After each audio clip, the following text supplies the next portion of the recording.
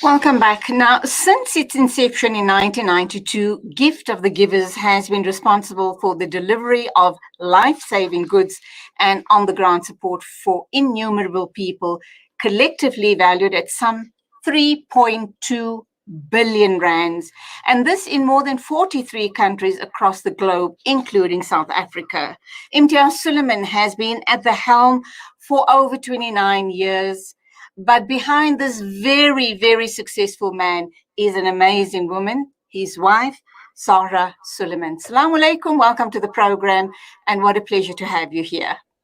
Wa alaikum salam wa rahmatullahi wa barakatuh, Julie, and greetings to all the listeners. And a happy Women's Day to everybody. Thank you indeed, and to you. Zohra, 29 years ago, when your husband came to you and said to you that the story, I mean, it's a very well-known story, that he met someone on his travels to Turkey, and he was given a guidance to start humanitarian work. What were you thinking? I mean, at the time, he was a practicing medical doctor. What went through your mind? And were you kind of overwhelmed by what he was saying to you? The only question, look, we both had been there together. So the whole experience of meeting our Sufi Sheikh was quite, I would say, mind-altering, but life-changing as well.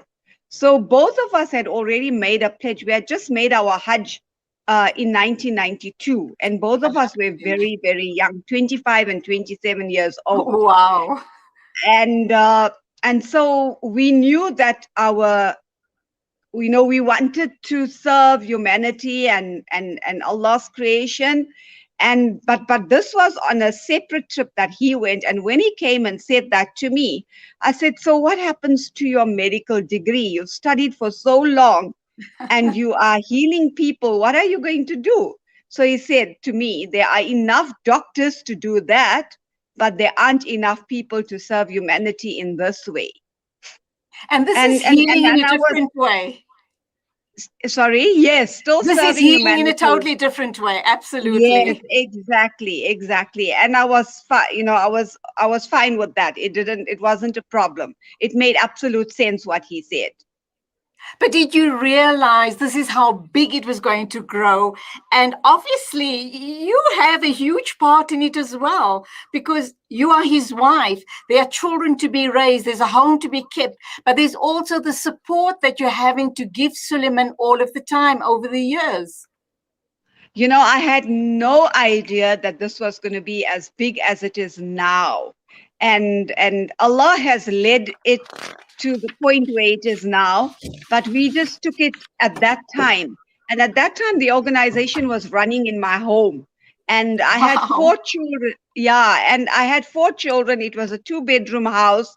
And so we were running this organization in the home as well. And, we were doing like one project at a time. And, it was still manageable until 5 years later. We'd have repeated meetings, or Imtiaz would have meetings in the home. People would come, and then I'd have to like pile up all the toys, pack it away, or the homework books and school books and things like that, madrasa books. And then I'd have to go and close the children up in another room so that, as you say, Sooliman could have his meetings without any interruptions. And it was at that time that I said to him, you know what, I think it's time. We are now starting to burst out of our seams. And I think we need to go and look for some premises in town. And we need to separate home and work, because it was also like merging, there was no separation between family life and work life. So, and I felt that we needed to start creating that barrier because so that the children also could, I mean, for them, all they knew was relief work, but they were growing, they were in madrasa, they were in school, there was no proper routine. And I felt that children need to grow up as children. And so 5 years later, we went and found an office in town, and that is where, and then we separated home and the work life. So, Zora, how involved are you up to this point in time? And I'm sure it's had a huge impact on your children. Alhamdulillah, they realize the importance of relief work. As a Muslim, we are brought up with that, with the fact that as Muslims, we need to give back and we need to help grow our communities and societies at large. Definitely. No, I was involved from the outset. Absolutely involved. Like I said, for the first 5 years, we ran from home. So we did everything together. We had no staff. So I was the admin lady, I was the receptionist, and I was, if people would come in, I would also be part of the meetings and part of the execution of the projects and things like that. And I must let you into something. At that time, when people used to come for meetings with Suleiman, often they'd come, or even if they had to just come and drop off a donation, sometimes they would come in as a family. And, as it is our Muslim way of showing courtesy and respect to people, as Suleiman would be busy with the male person, I would then entertain or sit with the lady.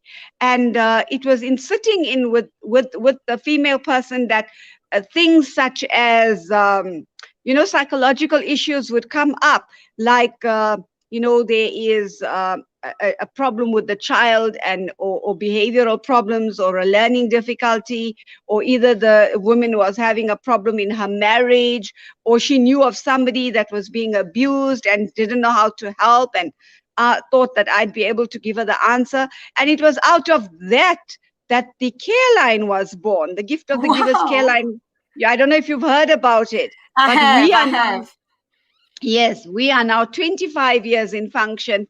And so that was another project that was born. So while I was involved with other aspects of the organization, I was very much involved in setting up the care line, and doing the training, and recruiting volunteers every year.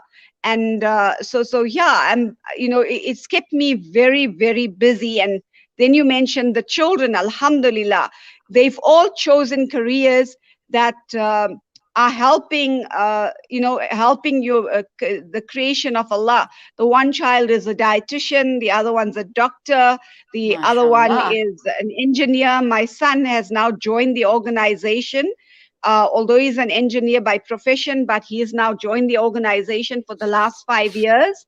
So he is also extremely involved in everything. So yeah, living up in a family, growing up in a family like this, it was inevitable for the children to not be involved either in careers that were in the helping profession or the caring field, and also they got involved always with the organization. Even up till now, all the children still get involved intermittently with the organization. Alhamdulillah. My final question to you, Zara, is you guys are doing amazing work. May Allah subhanahu wa ta'ala accept all of your efforts. I just think it's even beyond the call of the duty of a Muslim. But surely from time to time, it created dynamics in the relationship. How did you guys, as a couple and as a family, overcome that? Because it can emotionally drain you. Yes. When we found that, we were overwhelmed in terms of where our family wasn't able to function as a normal family, and we found that the barriers, I don't think there's any barriers now, but I have to tell you that there are no barriers in between family and work life. I think everybody's accepted that. I for one accepted it quite early in the marriage, and because I was also a dedicated person working in the organization, so it was part of my work as well. And once you love something, and once you love what you do, then it becomes a part of your life.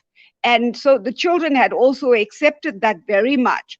But there were times, like, when it was exam time or any critical time in the children's life or my life. I've also been a student while working. So I've just completed my master's. So there were times that we had to, say that we think for now, you know what, just give us our space so that we are able to complete this task. And once the task is complete, then, everything will be, then we slip back into the normal life again, the so-called normal life. Mashallah, your master's in what? In psychology. Mashallah, may you grow from strength to strength and continue touching lives in a very positive way. That's all we have time for, Zohra. I'd love to have you on the show again sometime soon. Salams to your amazing family. Keep up the amazing work. And we as a Muslim community are so proud of you and your family. You are a perfect example of what we as Muslims should be and should strive for. Go well, keep us in your du'as, and wassalam. Ameen. Wassalam to you as well and to all the listeners. Jazakallah for having me on your show. My pleasure entirely. It is exactly 8:51 a.m. That was the amazing Zohra Sooliman, wife of Imtiaz Sooliman, talking briefly about their life, of how they got started and the role of a woman in these type of situations, or any situation for that matter. Let's go for an ad break. We'll be back with you in a minute or two.